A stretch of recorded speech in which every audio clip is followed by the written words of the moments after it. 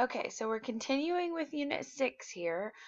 We've finished World War II, so now we're going to be getting into what we would consider to really be like the pre-stages of the women's liberation movement and the women's lib movement, all of this being pretty much like the second wave of feminism. So, coming out of World War II, we're demobilizing, so we're shifting back from our wartime economy and our wartime, industry back to peacetime. So a lot of women who had gotten jobs during World War II were expected to go home.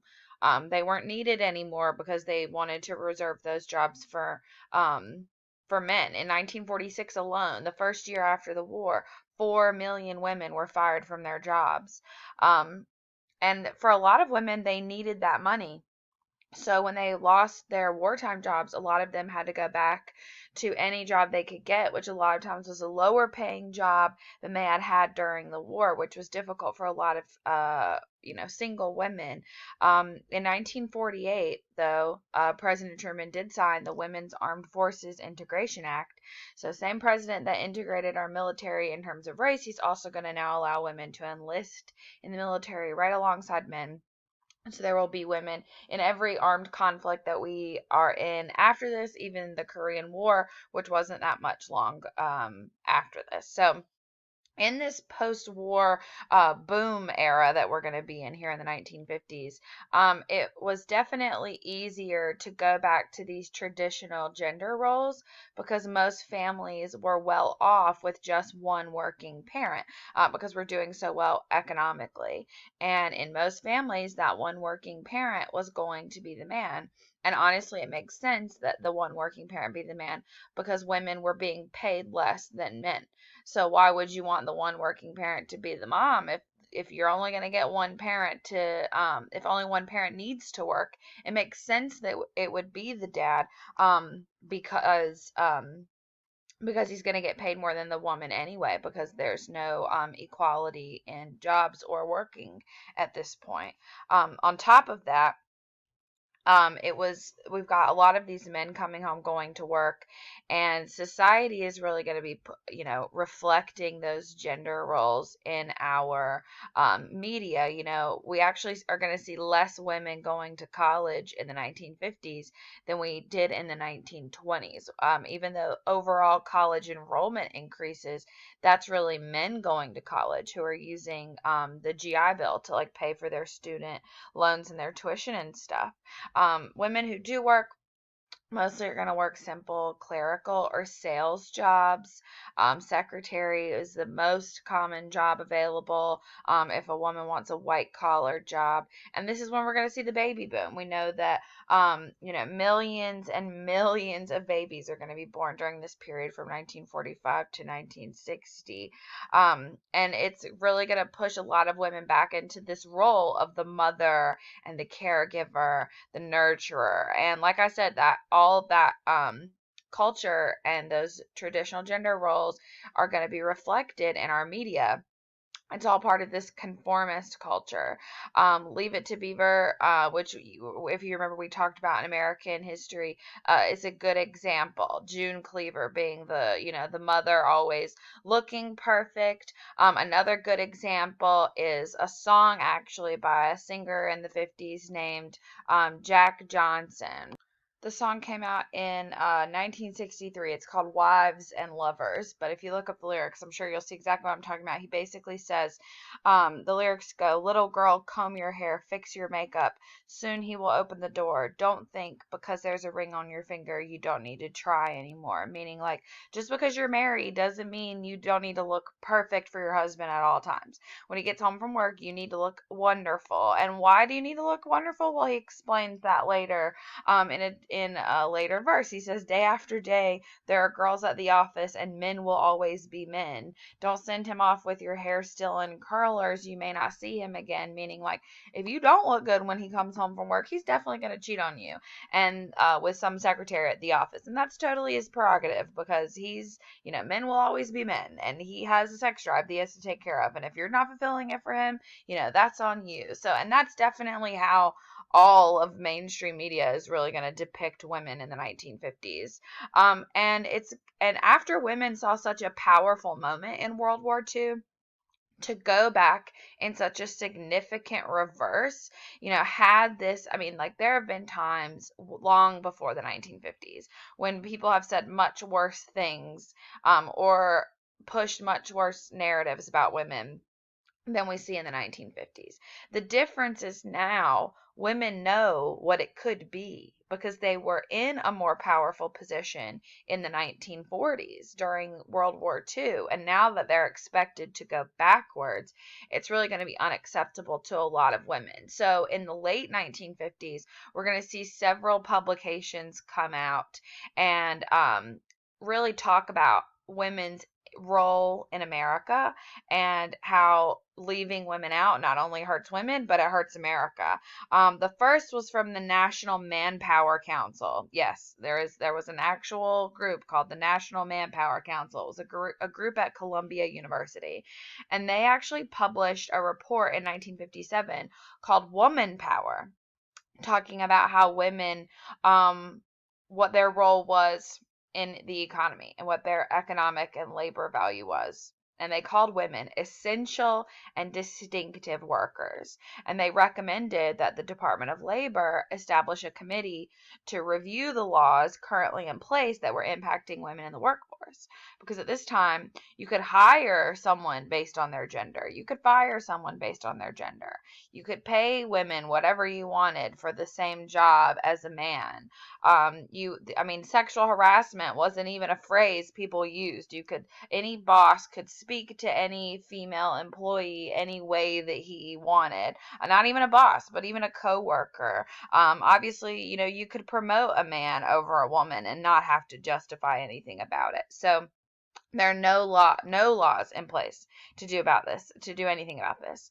In 1959, 3 books came out about women, sort of back to back to back, really stirring things up. The first was actually by Eleanor Roosevelt, and it was called A Century of Struggle. And she traced women's history over the last 100 years, looking at how women have come through the suffrage movement, and now that women have obtained the right to vote, what do they have to show for it? Like, how is life really different for American women since 1920? Honestly, it's been 40 years. It's not that different, and so that really started to awaken a lot of people. The next book by a newcomer was titled A Century of Higher Education for American Women, talking about women's education, women enrolling in college, and how those numbers are beginning to decline and why those numbers are beginning to decline.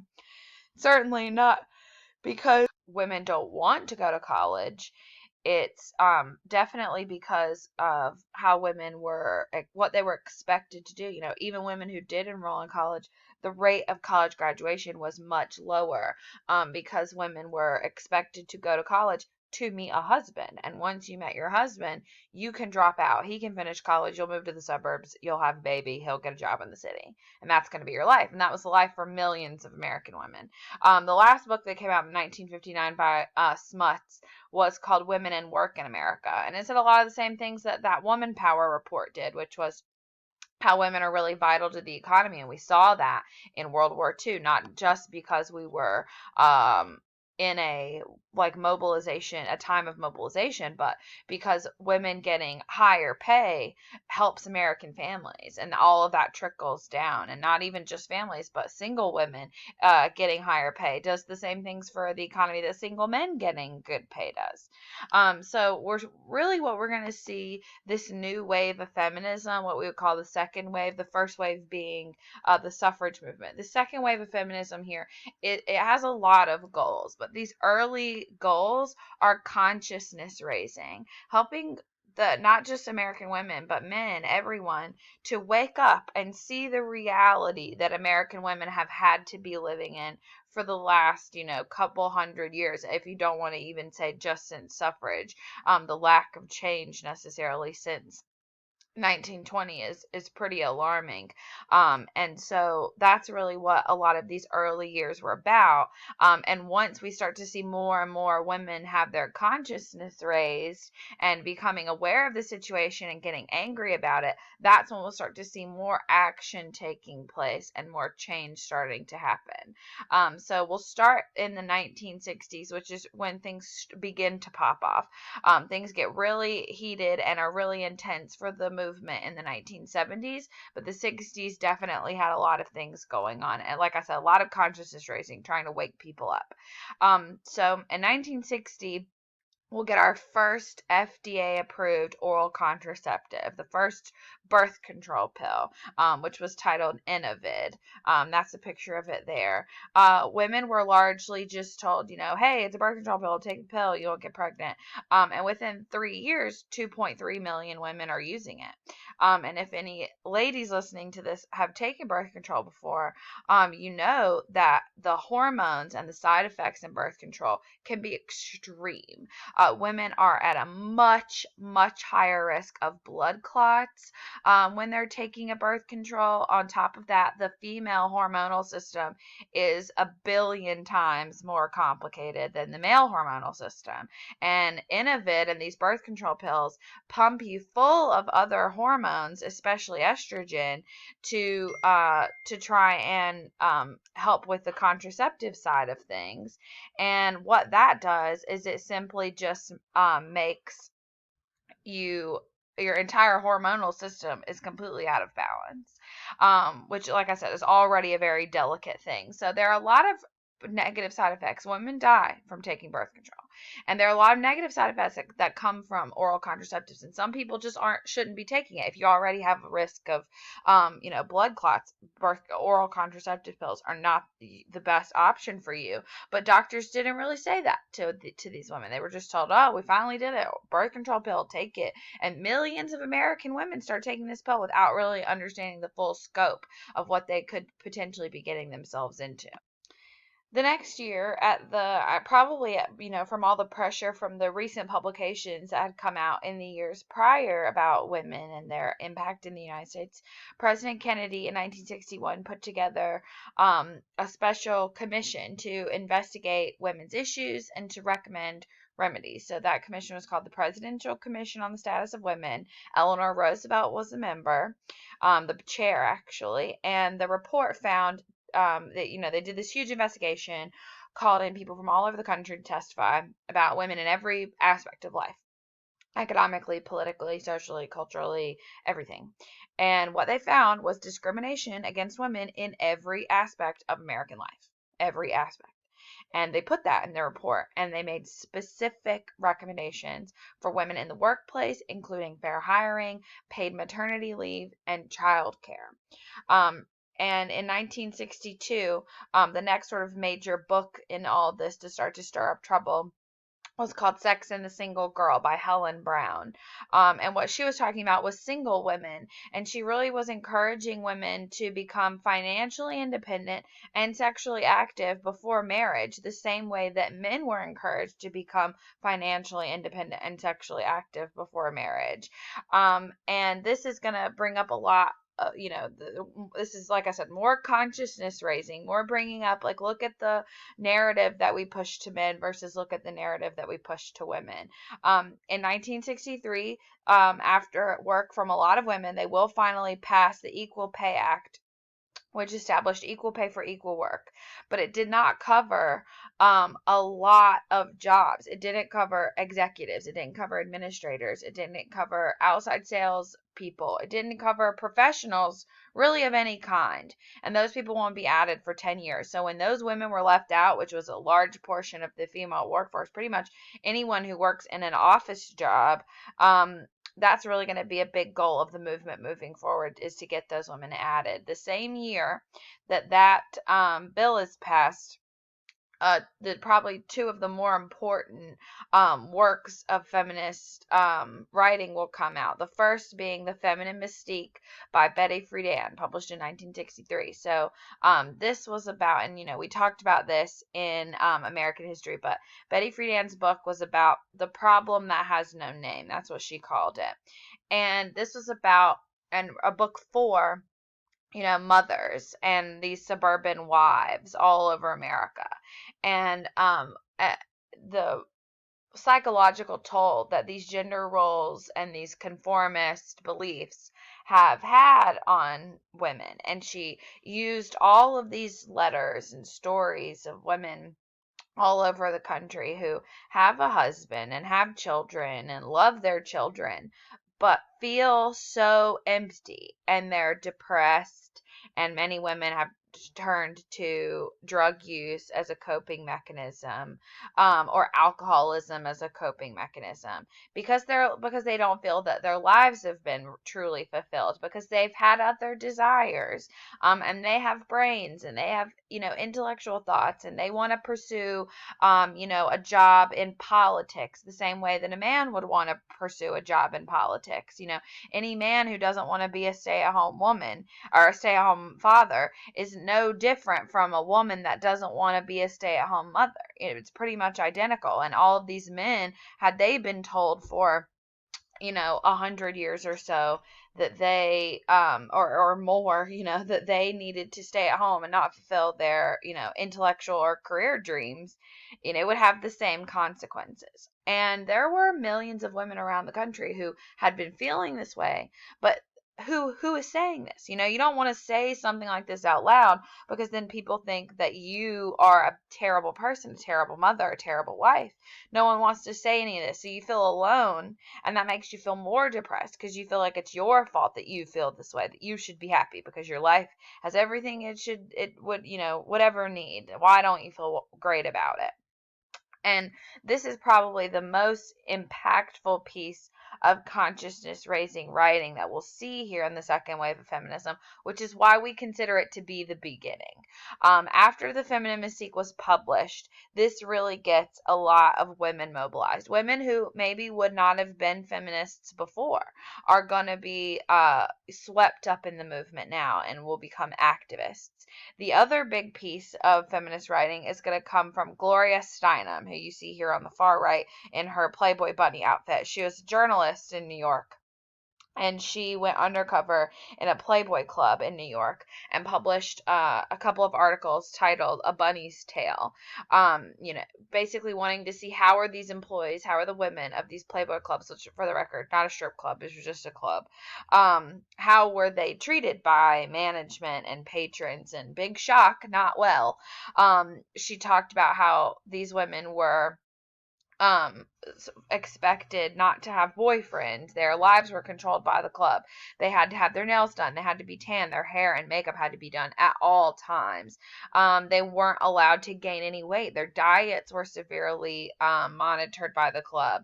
And sexual harassment by patrons was, definitely not a problem in the club's eyes.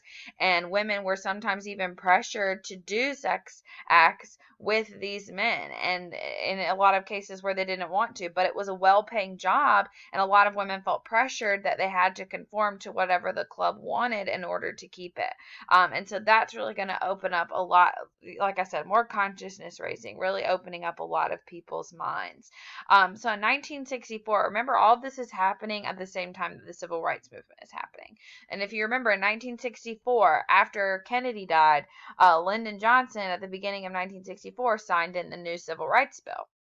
Well, in the Civil Rights Bill was something called Title VII, which barred discrimination on account of race. Remember the March on Washington for Jobs and Freedom? This was the jobs part, which established fair hiring practices. You couldn't hire someone based on race. Well, in that Title VII, it also put in sex, that it banned job discrimination based on sex. And it founded the EEOC, the Equal Employment Opportunity Committee. And within the first 5 years of existing, the EEOC had over 50,000 formal complaints sent to them from gender job discrimination, not race job discrimination. I'm sure they had probably even more of those. There are plenty of those to go through, but we're just looking at gender discrimination in the workforce. 50,000 complaints in just 5 years. Flight attendants, for example, were being forced to quit their jobs whenever they got married or pregnant or even turned 35. This bill also basically banned sex-based ads in the newspaper. That's how so many people found jobs, before the internet. Now if you want a job, you just like Google, like, jobs in my area. But obviously that didn't exist in the 1960s. So how did you find a job? How did you figure out who was hiring? Well, all in the newspaper, they would list like who was hiring. But there was two different sections. There was a men's want ad section and a women's want ad section. And all the good jobs were in the men's want ad section. Any job that had a good pay, good benefits, anything that required experience or an education or really any thought at all, anything other than like a basic level, entry level secretarial position was enlisted under men wanted. And this new bill, Title VII of the Civil Rights Act, and enforcement from the EEOC is finally going to end a lot of those. Now, is it perfect? Are there loopholes? Of course there are loopholes. But this is a step that women haven't had in a long time.